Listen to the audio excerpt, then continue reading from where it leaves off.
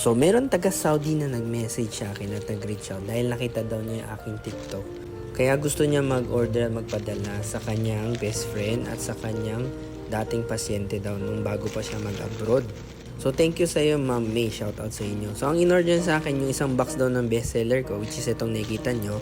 So, meron siyang mga coffee bun, bacon cheese, Nutella, ube. Yan, iba-iba siya eh. 6 na siya sa isang box. Kaya assorted na yung matatry nung pagdadalhan nyo. Pagkatapos naman yan, in-order din niya yung isang set daw ng aking donut. So, yun naman yung next na video na makikita nyo after this one.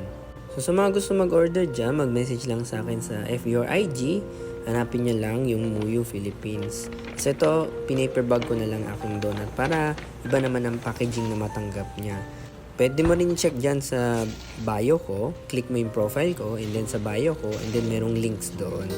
So, yan. So, lahat ng flavor ng donut ay in-order niya. So, meron chocolate, peach mango, strawberry, lemon, and chia seed. Kaya sa mga hindi pa makauwi sa Pilipinas, kagaya nito ni Ma'am May, 2025 pa daw ang schedule ng uwi niya, ay pwede kayo mag-message sa akin para magpadala. Okay?